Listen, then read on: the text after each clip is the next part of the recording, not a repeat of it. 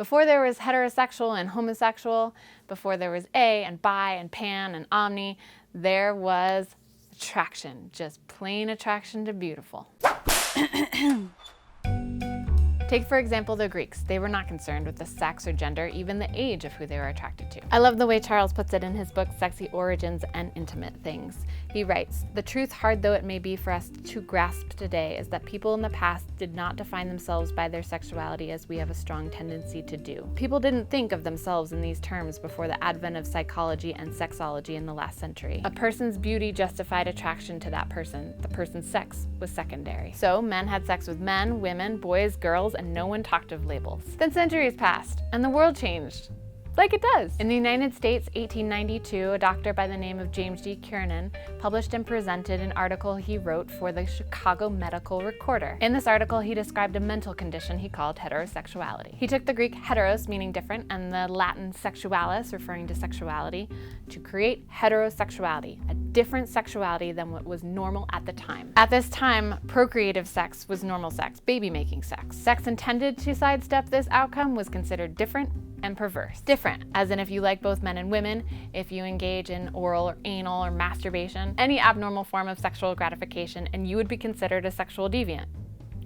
A heterosexual. Let's see, how did our ancestors put it? Heterosexuality is abnormal manifestations of sexual appetite, morbid sexual passion, dangerous, depraved, degenerates, refusing to breed. To Kiernan and consequently his colleagues, heterosexuals were a risk to society. Unlike homosexuals, a word he also coined, heterosexuals could and would take us down. The old doctor believed that homosexuals were men in women's bodies who liked men, or women in men's bodies who liked women. Maybe that's closer to what we view as a modern-day trans straight person. Kiernan believed that homosexuals were sick but harmless. Heterosexuals were the perverse ones, just out for pleasure, hedonists, deliberately dodging reproduction. They're thinking the only healthy sex is the baby-making kind and everything else is an illness. Luckily, decades earlier, a young German had already activated a change before Kiernan ever uttered the word heterosexual. It was the 1860s. A young Benkurt had recently lost a friend to suicide. And Benkurt, having reason to believe that his friend was driven to suicide as a result of extortion, blackmailing, threatening, etc. because of his affection towards men,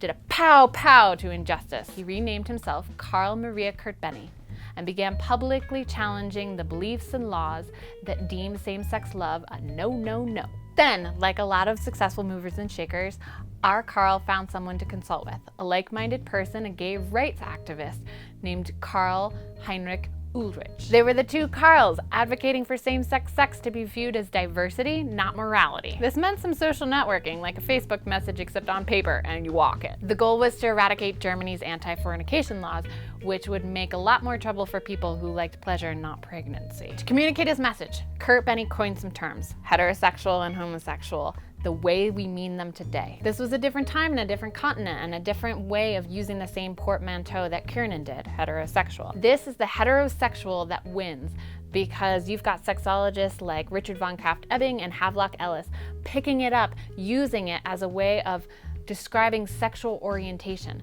It's no longer about perverts. It's about how we all have differences in the way that we express ourselves. This is all to say that language is constructed and dynamic.